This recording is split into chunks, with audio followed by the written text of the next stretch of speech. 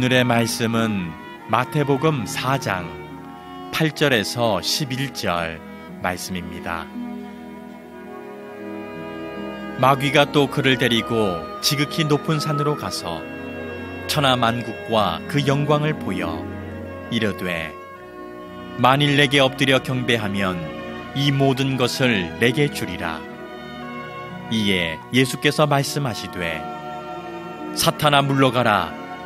기록되었으되 주 너의 하나님께 경배하고 다만 그를 섬기라 하였느니라. 이에 마귀는 예수를 떠나고 천사들이 나와서 수종드니라. 아멘. 중국 전국 시대 때 조나라와 진나라가 있었습니다. 끊임없이 전쟁을 하는데 이 진나라가 조나라를 이기지를 못합니다. 이유는 이 조나라에는 아주 훌륭한 장수였던 연파라고 하는 장군이 있었는데 참 지혜롭고 또 충성스럽고 뛰어난 장수였습니다. 이 사람이 얼마나 정말 전쟁에 능한지 이 사람이 인도하는 부대를 이길 수가 없는 거예요. 고민을 하던 진나라가 이 연파를 어떻게 무너뜨릴 수 있을까? 연파를 무너뜨려야 조나라를 이길 수 있을 텐데 고민을 하다가 요즘 우리가 많이 하는 네거티브 전략을 썼습니다. 조나라 내부에다가 연파에 대한 안 좋은 소문을 계속 퍼뜨리는 거예요. 그 안 좋은 소문이 처음에는 그냥 그런가 했는데 시간이 지나면서 이게 소문에 소문을 더하더니 드디어 왕의 귀에까지 들어갔습니다. 이때부터 조나라의 왕이 흔들리기 시작합니다. 지금까지 충성했던, 그리고 없어서는 안 될 너무나 중요한 장수인데 여기저기서 들려오는 소리는 안 좋은 소리가 계속 들리니까 고민을 하고 갈등을 하다가 끝끝내는 연파를 좌천을 시킵니다. 그때부터 진나라는 조나라를 마음껏 공격하며 결국 전쟁에서 이기게 된다는 역사의 이야기입니다. 이 역사가 주는 교훈은 우리가 외부의 적도 중요하지만 내부에서 들려오는 소리를 어떻게 감별해낼 것이냐, 어떤 게 진실이고 어떤 게 거짓이고 어떤 게 참이고 어떤 게 거짓인지 이걸 어떻게 구분해낼 것이냐. 이 이야기를 좀 좁히면 우리가 기도를 하는데 기도를 드린 다음에 우리는 기도 이후에 많은 소리가 들려옵니다. 그때 우리한테 떠오르는 생각, 들려오는 여러 가지 소리 가운데 어떤 게 진짜 하나님의 응답일까? 어떤 게 하나님이 우리에게 주시는 메시지일까? 이걸 구분해내지 못하면 우리가 기도는 드렸는데 들려오는 소리, 내가 듣고 싶은 소리만 듣는다면 그건 기도일 수 없습니다. 많은 이야기 가운데 어떤 것이 하나님의 음성이고 하나님이 우리에게 주시는 응답인지를 구별해내는 것이야말로 기도하는 사람으로서 참 중요한 일이다. 무엇이 진짜 하나님의 응답인지 어떻게 분별할 수 있을까? 오늘 마태복음 4장에 나오는 예수님의 금식 기도를 통해서 하나님의 음성을 구별할 수 있는 방법을 생각해 보려고 합니다. 자, 여러분 아시는 대로 예수님은 30살이 될 때까지는 보통 사람으로 지내셨죠. 아버지가 일찍 세상을 떠나서 실제적인 가장 역할을 하셨어요. 인간적인 예수를 보면 어머니에게 참 좋은 아들이었죠. 그리고 동생들에겐 참 든든한 형이고 오라버니였습니다. 그렇게 평범하게 살아가던 예수님에게 30살 되던 어느 날 하나님이 감동적으로 이 예수님에게 임하셔서 이제는 이 땅의 청년이 아닌 하나님의 아들로서 본격적인 사역을 시작하기로 결심을 합니다. 이때 마리아를 제외한 모든 가족들은 다 미쳤다고 예수님이 걸어가는 길을 만류합니다. 그러나 예수님은 그 모든 길을 뿌리치고 하나님의 부르심을 향해 걸어가면서 제일 먼저 요단강에 사역하던 세례 요한에게 가서 세례를 받지요.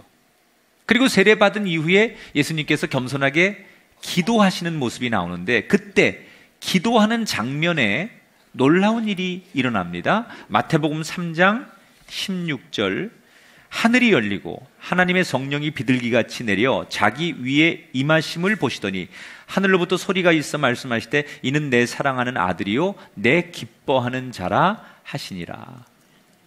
자, 세례받고 기도하는 예수님께 성령이 임했어요. 그리고 성령에 의해서 그때부터 예수님이 움직이기 시작하셨다는 거예요. 여기서 세례받고 하나님의 일을 하기로 하고 그 다음에 성령 충만을 받았으면 우리 상식에는 이제부터 예수님은 잘 되는 쪽으로 가야 되잖아요. 인간적인 상식으로 보면 성령 충만함을 받고 성령에 이끌리시면 거칠 것 없는 시온의 대로가 열려야 되는 게 맞아요. 그런데 성령에 의해 이끌리신 예수님의 모습은 뜻밖의, 우리가 생각하는 상식적인 그런 자리가 아닙니다. 어디로 가느냐? 낮에는 너무 뜨겁고 밤이 되면 너무 춥고 그리고 위험이 노출돼 있는 광야로 나가게 됩니다. 그 광야에서 예수님이 40일을 성령에 의해 감동된 모습으로 40일을 금식 기도를 하시게 됩니다. 여러분, 금식 기도라는 걸 우리가 지난번 설교에도 금식 기도에 대한 것을 한번 다뤘지만, 금식 기도는 정말 기도 중에 아주 깊은 기도예요. 금식 기도는 뭡니까? 음식을 먹지 않는 거죠. 물만 먹죠. 그리고 좀 장기적으로 금식을 하시는 분들은 물과 함께 소금을 좀 먹습니다. 그런데 이게 이제 의지가 있어야 돼요. 의지가 없이는 금식 기도가 안 됩니다. 의지가 약한 분은 절대 못 합니다. 해야지 마음 먹고 점심 때 밥 먹습니다. 그 의지가 좀 있어야 되는데, 장기적인 금식 기도는 의지만 가지고 되지 않습니다. 견딜 수가 없어요. 저는 40일 금식 기도 못 해봤습니다. 왜 못 해봤느냐? 죽을 것 같아서. 제가 제일 많이 한 건 열흘 금식 기도 해봤습니다. 열흘. 열흘도 굉장히 힘들어요. 제 경험에 처음엔 의지가 있는데 한 3일이 지나고 4일 정도가 지나니까요, 몸에 힘이 다 빠져나갑니다. 그리고 한 열흘쯤 가니까요, 뇌가 몽롱해지고, 저는 거기까지는 안 갔지만 조금 더 가는 분들은 환각과 환청이 나타난대요. 그러니까 40일 금식 기도하는 거, 그거 여러분 너무 쉽게 흉내내거나 목적 없이 나도 한번 해볼까 이렇게 해서 할 문제는 아닙니다. 그냥 잘 잡숫고 힘있게 기도하는 게 좋지, 그냥 남들이 하니까 나도 한번 해볼까 무슨 도전 뭐 이래가지고 했다가는 119에 실려갈 가능성이 많기 때문에 너무 위험하게 그러실 필요는 없고요. 근데 이때부터는 지금 이게 이제 정신이 몽롱해지고 힘이 다 빠져나가면 말 그대로 정신력으로 버티는 거예요. 그러니까 금식 기도하면 죄를 못 짓습니다. 몸이 완전히 이렇게 그냥 힘이 다 빠져나가니까 누워있다가 간신히 또 일어나서 기도하고 물 먹고 또 기도하고 또 눕고, 그러니까 사람이 뭔가 이렇게 악한 생각이나 악한 마음을 품을 수가 없어요. 악한 행동을 할 수가 없어요. 지금 예수님이 40일 금식 기도를 했다는 것은 지금 제가 전한 그런 상황으로 예수님께서 육신이 또는 정신적으로 혼미해지는 그런 상황이었다는 거예요. 그렇게 정신력으로 하루하루를 버티면서 금식 기도하고 있는 어느 날 예수님에게 어떤 소리가 들립니다. 자, 3절 말씀을 볼게요. 내가 만일 하나님의 아들이여든 명하여 이 돌들로 떡덩이가 되게 하라. 자, 어떤 소리가 들렸어요? 누군가에 의해서 금식하고 있는 예수님에게 이런 소리가 들립니다. 야, 너 하나님의 아들 맞잖아. 이게 우리는 여러분 이제 마귀의 시험이라고 우리가 보통 이 본문을 그렇게 이야기하잖아요. 그런 마귀가 지금 예수님께 뭐라고 말하는 거예요? 너 하나님의 아들인데 왜 이렇게 고생하고 있어? 하나님의 아들이 왜 이렇게 금식을 해? 그럴 필요 없어. 너는 안 해도 돼. 다른 인간들은 죄가 많고 하나님 앞에 나가려면 금식 기도가 필요하지만 너는 하나님의 아들인데 네가 왜 이런 금식 기도하면서 배고파야 돼? 그만해도 돼. 넌 안 해도 돼. 너 하나님이 주신 능력이 있잖아. 마음만 먹으면 이 돌로 떡덩이가 되게도 할 수 있는 능력이 있잖아. 그 능력 가지고 얼른 배고픔을 채워. 그런 얘기예요. 이때 마귀가 예수님을 시험하는 건데, 마귀가 어떤 모습으로 예수님을 시험했을까요? 우리 마귀 그러면 뭐 뿔 달리고 막 눈 동그래가지고 와 이거 털 달린 뭐 이런 마귀가 나타나서 무섭게 마귀의 존재를 드러냈을 것 같지만, 저는 그렇게 생각하잖아요. 이 첫 번째 시험 속에 나타난 마귀는 어떤 모습을 하고 나타났을까? 가장 고상하고 예수님이 정서적으로 받아들이기 좋은 모습으로 나타났을 거예요.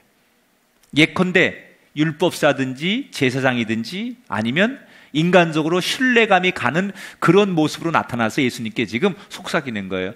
하나님의 아들이 왜 이런 고생을 해야 되고 왜 이렇게 어려운 길을 걸어? 당신은 안 해도 되잖아. 그만해. 가장 설득력이 있고 동의가 될 수 있는 모습으로 마귀가 나타났을 거예요. 그리고는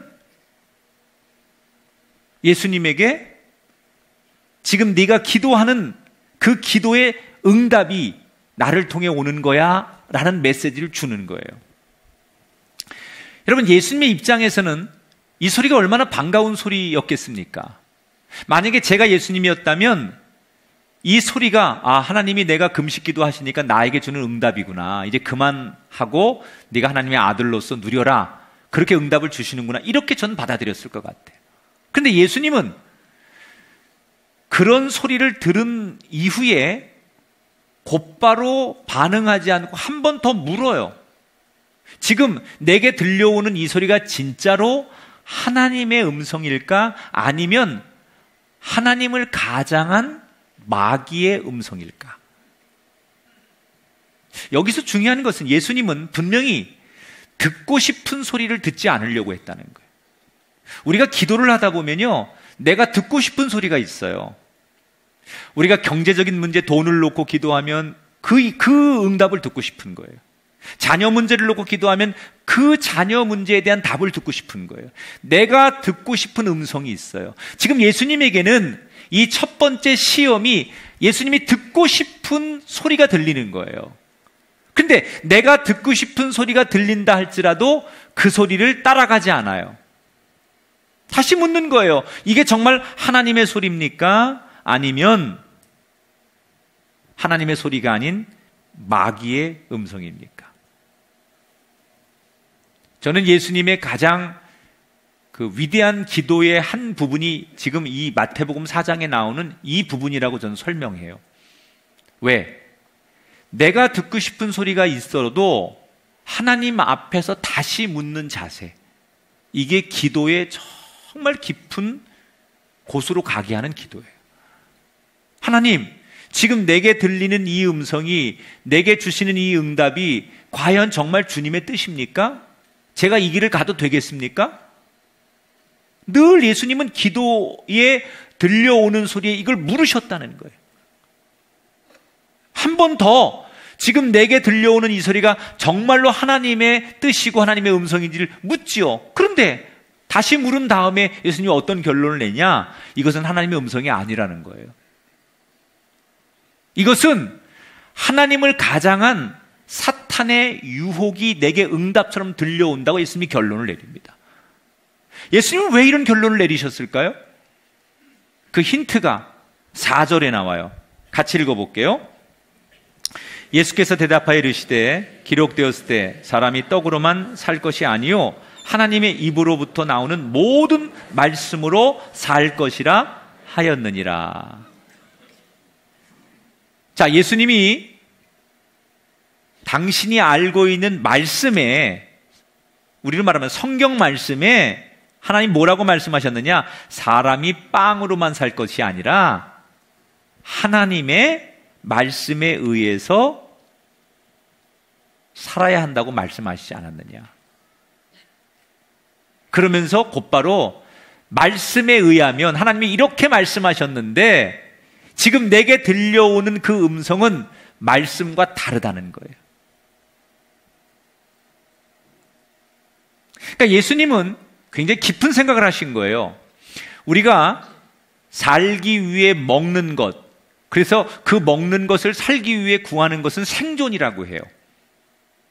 정말 살기 위해서 먹는 거죠.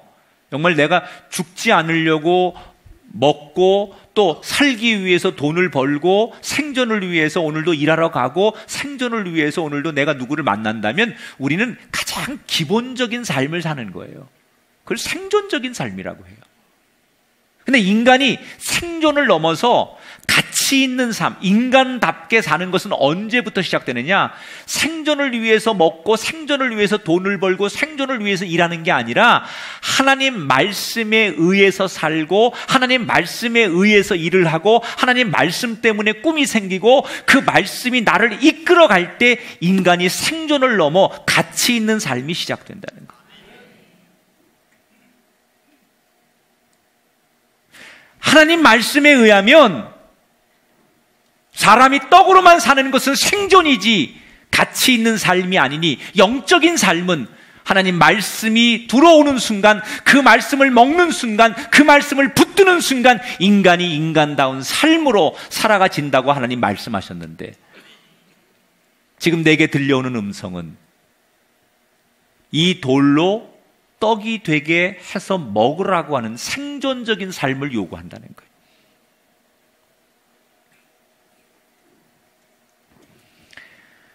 우리가 하나님의 음성인지 아니면 이게 유혹의 음성인지를 분별하는 첫 번째 기준이 뭐냐?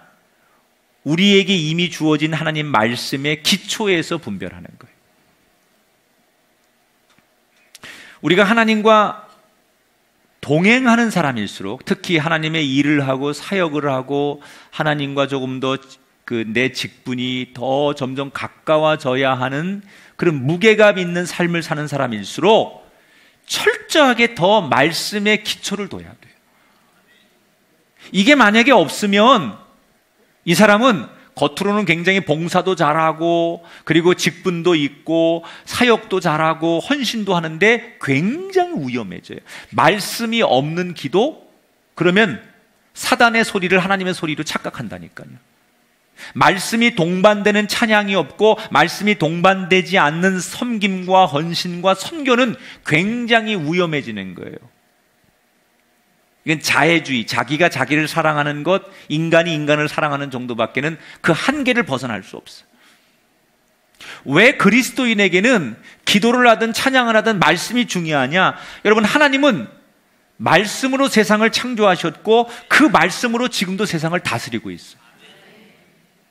하나님이 그냥 원칙 없이 세상을 다스리는 게 아니라 말씀을 가지고 지금도 세상을 다스리는 거예요. 그래서 우리가 말씀이 있고 말씀을 깨닫고 말씀이 함께하면 하나님의 다스림 속에 있는 거고 하나님의 은총을 입는 거고 하나님의 축복을 받아 누리는 거예요. 말씀이 있어야 하나님의 뜻을 구분할 수 있다는 거예요. 여러분, 많은 믿음의 선배들이 하나님 말씀에 의해서 응답을 분별했어요. 애초부터 기도할 때부터 하나님 말씀의 기초에서 기도했어요. 예를 들면 구약의 이스라엘 백성들이 애굽에서 나와서 광야를 가다가 모세가 산에 올라가서 하나님을 만나는 도중에 안 내려오는 거예요. 그러니까 기다리다 지친 이스라엘 백성들이 금송아지를 만들어 놓고 이걸 하나님 대신에 우리가 믿는 신으로 섬기자. 그리고 금송아지를 하나님 대신에 신으로 만들어 놓고 광란에 춤을 춥니다. 하나님이 그 모습을 보시고 얼마나 기가 막히고 분노하셨든지 모두 다 죽이기로 결심하십니다. 이때 뒤늦게 이 소식을 들은 모세가 뛰어와서 모두 다 죽게 생긴 이스라엘 백성들을 대신해서 하나님 앞에 중재의 기도, 중보 기도를 드리는 거예요. 중재자가 되시는 거죠. 모세가 예수님처럼. 이때 모세가 하나님 앞에 이스라엘 백성들을 살려달라고 중재하는 기도를 드리는 근거가 뭐였느냐? 출애굽기 32장을 보세요. 13절. 주의 종 아브라함과 이삭과 이스라엘을 기억하소서. 주께서 맹세하여 이르시기를 내가 너희의 자손을 하늘의 별처럼 많게 하고 내가 허락한 이 온 땅을 너희의 자손에게 주리라 하셨나이다. 하나님, 아브라함하고 이삭과 야곱에게 주신 약속의 말씀을 다시 한번 기억해 주십시오. 그 모세가 하나님 앞에 기도할 때 어떤 것을 근거로 기도했느냐? 하나님 말씀의 기초에서 기도했다는 거예요. 그랬더니 하나님께서 다시 한번 당신이 하신 말씀을 돌이키며 기억하시며 그 기도를 들으시고 뜻을 돌이키셨다는 거예요. 여러분, 저와 여러분은 지금 무엇에 의해서 기도하고 있는지 한번 돌아보십시오. 우리가 말씀에 의해서 기도하고 있는 건지 아니면 내가 바라는 소원에 의해서 기도를 하고 있는 건지. 우리가 내 안에 들리는 수많은 음성을 들을 때 무엇에 의해서 분별하고 있는 건지, 말씀의 뜻을 따라서 분별하고 있는지 아니면 내 뜻과 내 주장에 따라서 그 음성을 고르고 있는지. 우리가 말씀대로 사는 것이 복의 길임을 믿으시기 바랍니다. 우리의 기도가 말씀과 함께 맞추어져 가야 돼요. 두 바퀴가 같이 굴러가야 아름다운 운행이 되는 것처럼 기도는 있는데 말씀이 없어요. 그래서 많은 사람들이 기도 사역만 해요. 많은 사람들이 기도의 신비만 주장하고 기도의 응답만 얘기하고 기도의 분량을 얘기하는데 굉장히 위험한 사역이라는 거예요. 말씀과 함께 가는 기도가 동행돼야 그 기도가 하나님이 원하시는 기도가 되고 하나님의 뜻을 이루는 기도가 된다는 거예요. 그래서 여러분, 우리 교회가 매일 큐티하자고 그렇게 세미나하고 큐티에 대해서 강조하고 하는 이유가 뭐냐? 기도 사역 못지않게 이 말씀 없는 기도, 말씀에 의해서 분별이 되지 않는 기도는 위험하다는 거예요. 우리가 기도 얘기하는데 말씀이 왜 필요하냐? 말씀이 기도의 분별, 하나님의 음성을 분별하게 하는 기초가 된다는 거예요. 할렐루야. 자, 이렇게 첫 번째 유혹을 이겨내신 예수님, 말씀을 가지고 이겨내신 예수님, 잠시 뒤에 두 번째 유혹이 기다리고 있어요. 예수님이 어디론가 그냥 이끌려 그냥 가게 됩니다. 걸어서. 한참 있다 가보니 예수님이 어느덧 자기도 모르게 성전 꼭대기에 올라서 있어요. 그때 예수님에게 속삭이는 소리가 들리죠. 6절, 내가 만일 하나님의 아들이여든 뛰어내리라. 기록되었을 때 그가 너를 위하여 그의 사자들을 명하시리니 그들이 손으로 너를 받들어 발이 돌에 부딪히지 않게 하리로다 하였느니라.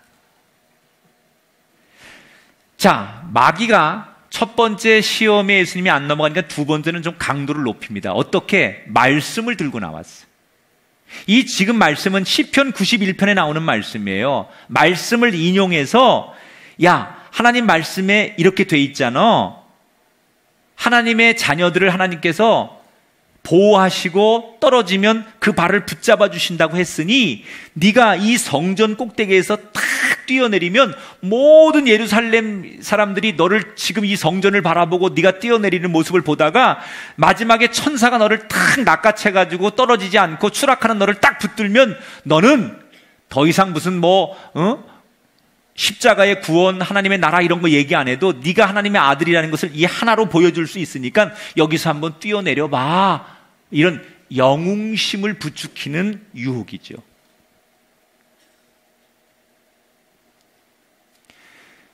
첫 번째 유혹보다 두 번째 유혹이 훨씬 더 센 유혹이에요. 왜? 첫 번째는 말씀에 의해서 분별할 수 있었잖아요. 그런데 두 번째 유혹은 말씀과 함께 유혹이 왔어요. 근데 예수님이 이 두 번째 유혹을 단칼에 이것이 진리가 아닌 것을, 이것이 하나님의 음성이 아닌 것을 판단하십니다. 말씀에 기초했는데, 말씀과 함께 왔는데 어떻게 이것을 구분할 수 있었을까? 그 판단이 7절에 나와요. 예수께서 이르시되 또 기록되었을 때 주 너희 하나님을 시험하지 말라 하였느니라. 자, 우리는 하나님을 시험하는 게 우리의 목적이 되면 안 되고 우리의 목적은 하나님을 높여야 돼요. 하나님 말씀은 하나님을 높이는 데 써야지 하나님을 시험하는 데 쓰면 안 돼요. 근데 지금 사탄은 하나님 말씀을 가지고 하나님을 시험하는 거예요. 예수님은 이 하나님 말씀을 자의적으로 해석하지 않고 하나님을 시험하지 않았어요. 가끔 우리 철없는 우리 자녀들 가운데 청소년 때 부모의 애정을 테스트합니다. 진짜 우리 엄마 아빠가 날 사랑할까? 내가 없어져도 우리 엄마 아빠는 눈 하나 깜짝거리지 않을까? 맨날 너 하나 없어도 임마 너 호적에 파버릴 거야 뭐 그런데 진짜일까? 이래가지고 이 청소년 때 한번 가출도 해보고 담배도 펴보고 한번 막 그래보는 게 뭐예요? 사랑을 테스트하는 거예요. 철없는 아이들이 하는 거죠. 여러분, 성숙한 사람은 시험하지 않아요. 우리가 하나님을 시험하는 사람이 되면 안 되고 하나님을 높이는 사람이 돼야 돼요. 여러분의 삶을 통하여, 여러분의 고백을 통하여 하나님이 높아지게 되기를 주의 이름으로 축원합니다. 성전은 예배하는 곳이에요. 그런데 지금 사탄은 다른 목적으로 성전을 사용하잖아요. 성전을 하나님을 시험하는 장소로, 성전을 테스트하는 장소로, 성전을 인간적인 어떤 그런 인기로 성전을 이용하고 있는 이 사탄의 전략을 우리는 깨달아야 돼요. 성전은 무슨 일이 있어도 예배하는 곳이 돼야 돼요. 예수님은 하나님을 높여야 되는 우리와 말씀이 하나님을 시험하는 그 자체가 이건 하나님의 것이 아니라고 판단을 하죠.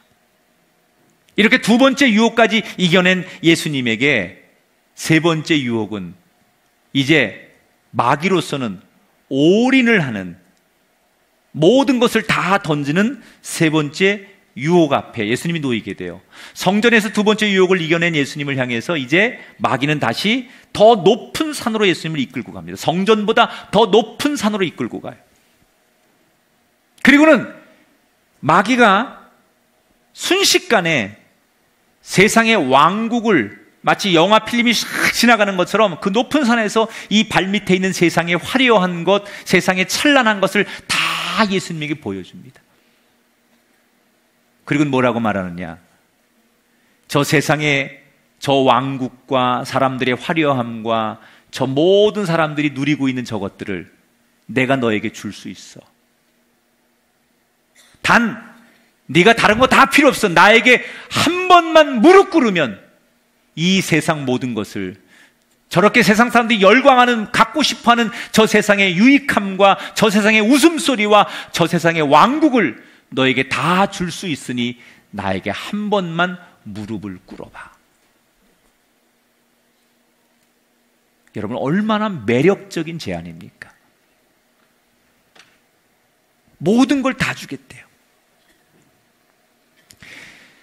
이 세 번째 유혹쯤 왔을 때는 사단은 자기의 정체를 다 드러냅니다. 아마 첫 번째는 굉장히 그 정적인 사람의 모습으로 왔을 거예요. 두 번째 시험쯤에는 조금 더 이성적이고 논리적인 그런 막 그 철학적인 그런 언변을 가지고 그런 신분으로 예수님에게 왔을 거예요. 그 다음에 세 번째 이 산꼭대기에서는 사단이 이쯤 되면은 자기의 존재를 다 드러내는 이판사판. 우리가 도박장 가면요, 마지막이 되면 이제 막판에 다 걸어요. 해보셨잖아요. 이제 끝날 때가 됐어. 이제 뭐 막판에 한 번 승부로 뒤집어야 돼. 그동안 잃은 거 본전 다 한번 하려면 다 걸어. 그래서 뭐까지 걸어요? 뭐 자기 차도 걸고 집도 걸고 심지어 자기 부인도 건대잖아. 안 되면 내 손도 건대잖아. 그게 여러분 도박장에서 마지막 승부수를 던지는 사람들의 막판의 결정이에요. 마귀가 지금 이제 막판에 세 번째에는 모든 걸 다 거는 거예요. 내가 다 줄게. 다 거는 거예요, 왕창. 그리고 자기의 존재를 다 드러내는 거예요. 제일 센 시험을 하는 거예요. 그런데 사실은 이 마귀가 던지는 세 번째 유혹은 의외로 허술하기 짝이 없는, 조금만 우리가 영적으로 지혜롭고 분별력이 있으면 이 마귀의 세 번째 유혹은 너무나 허술하기 짝이 없는 유혹이라는 걸 알 수 있어요. 마귀가 뭐라고 말하느냐? 이 모든 세상이 마치 내 것인 것처럼, 내 발밑에 보이는 이 화려함과 왕국을 너에게 줄 수 있어 라고 말하는 여기에 함정이 있는 거예요. 여러분, 이 세상의 주인은 마귀가 아니라 하나님이십니다. 여러분, 이 세 번째 시험을 이기는 가장 여러분 기본적인 방법은 이 세상의 주인이 세상이 아니라 하나님임을 알면 이 세 번째 시험은 의외로 쉽게 이길 수 있어요. 생명이 사람이 살리는 게 아니에요. 생명의 살고 죽음은 하나님 손에 있는 거예요. 인간의 성공과 실패도 하나님께 있는 거고, 여러분 자녀들의 미래도 하나님께 있는 거고, 이 우리의 민족의 장래도 하나님께 있는 거예요. 이것이 사람에 의해서 내가 너한테 미래를 열어줄게, 내가 네 인생을 보장해줄게, 내가 네 자녀를 책임질게, 내가 너의 인생을 이렇게 건강하게 해줄게, 이렇게 말하는 자체가, 이것을 믿고 따라가는 것이 이 세 번째 유혹 앞에 무너지는 전형적인 사람들이라는 거예요. 이 세상은 사단이 주인이 아니에요. 이 세상은 사람이 주인이 아니에요. 이 세상은 왕이 주인이 아니에요. 진정한 왕, 이 세상의 주인은 하나님 한 분밖에 안 계시다는 거예요. 그걸 알면 이 세 번째 유혹은 센 것 같지만 사실은 아무것도 아니에요. 예수님은 가장 상식적이고 기본적인 선에서 이 세 번째 유혹을 물리치는 거예요. 어떻게 네 것도 아닌데 마치 네 것인 양 내가 줄게, 내가 너를 보장할게, 말도 안 된다고 생각하는 거죠. 그래서 단칼에 예수님은 이 세 번째 시험과 유혹을 거절하시는 거예요. 10절에 같이 읽어봐요. 사탄아 물러가라, 주 하나님께 경배하고 그를 섬겨라. 다시 예수님은 이 세 번째 시험까지 이기신 다음에 남은 금식 기도를 마치시는 거예요. 자, 우리가 기도하다가 이게 정말 하나님의 음성인지 유혹의 음성인지 분별하기 힘들 때 그것을 분별하는 두 번째 기준이 지금 나오는 거예요. 그게 뭐예요?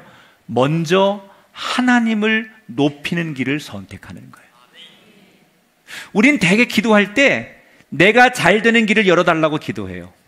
근데 예수님이 기도하시면서 우리들에게 기도문을 가르쳐 주셨어요. 주기도문을. 거기서 마지막에 뭐라고 가르쳐 주셨느냐? 나라와 권세와 영광이 아버지께 영원히 있사옵나이다 라고 기도하라고 가르쳐 주셨어요. 이게 무슨 뜻이냐면 기도가 맞춰진 뒤에 무엇이 응답인지 우리가 선택해야 될 때 하나님의 나라를 구하고 하나님께 영광 돌리는 길을 선택하라는 거예요. 성경은 그것에 따라서 신앙과 인생의 성패가 결정된다는 것을 수없이 우리에게 보여주고 있어요. 그 대표적인 사례가 사울과 다윗의 이야기예요. 여러분, 사울은 모든 사람의 기대 속의 왕이 됩니다. 근데 이 사울이 사람들의 기대와는 다르게 자기를 위해서 예배하고 기도했다가 실패하는 인생이 됩니다. 그러나 다윗이 왕이 될 때는 누구도 주목하지 않는 한 모퉁이에서 기름 부음을 받습니다. 그런데 그는 하나님을 높이는 길을 구했더니 하나님이 도우셔서 승리하는 인생이 됩니다. 사랑하는 여러분, 우리의 내면에 수많은 음성이 들릴 때 우리는 어떤 길을 선택해야 합니까? 하나님이 나를 도우셨다고 내가 잘 되는 길을 선택하고 있지 않습니까? 먼저 그의 나라와 그의 의를 구할 때, 그렇게 하나님의 이름이 높여질 때 그 하나님으로 인해서 나도 높아지고 채워지는 은혜가 저와 여러분에게 있게 되기를 축복합니다. 여러분, 이걸 선택해야 돼요. 내가 부자가 되고 내가 성공하고 내가 유능해져서 하나님 영광을 드러낼게요. 맞는 얘기지만 이건 틀린 얘기예요. 하나님을 높여서 하나님이 높아져서 그 하나님의 높아짐으로 인해서 내가 높아질 때 그게 진정한 성공이에요.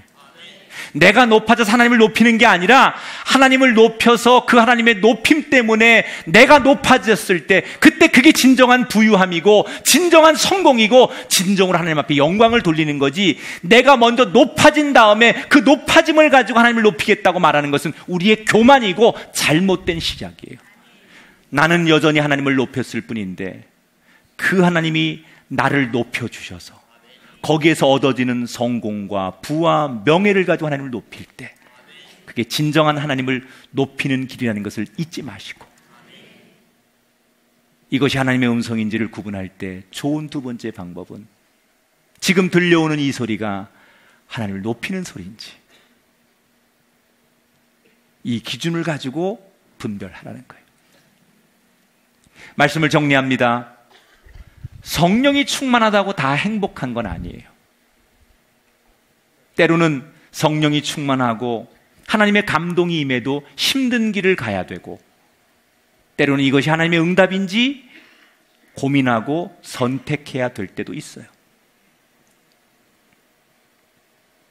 예수님도 성령 충만하여 40일 금식하며 그렇게 힘든 시간을 보내요. 그런데 예수님은 너무나 분명한 기준이 있었기 때문에 이것이 하나님의 응답인지 아닌지를 분별할 수 있었다는 거예요. 우리가 이 예수님의 지혜를 배웠으면 좋겠어요. 분명한 기준 2가지를 가지고 가세요. 말씀의 기초에서 하나님의 응답을 분별하셔야 돼요. 우리 꿈의 교회 성도들은 말씀 없는 기도로 만족하지 마시고 말씀과 함께하는 기도자가 되기를 축복합니다. 2번째, 먼저 하나님을 높이는 길을 선택하면 어떤 유혹도 불의한 음성도 이겨내고 여러분 구분할 수 있는 지혜로운 백성이 될 줄 믿습니다. 우리가 일생을 살면서 이게 하나님의 뜻인지, 이게 하나님의 음성인지, 이게 하나님의 방법인지 이거 구분하지 못하면 우리는 정말 너무나 허무하게 예수 믿는 사람들이. 이제부터 우리가 드리는 기도 속에 우리에게 들려오는 수없는 소리 가운데 진짜와 가짜를, 진실과 거짓을 구분해내는 하나님의 살아있는 백성들이 다 되시기를 주님의 이름으로 축복합니다.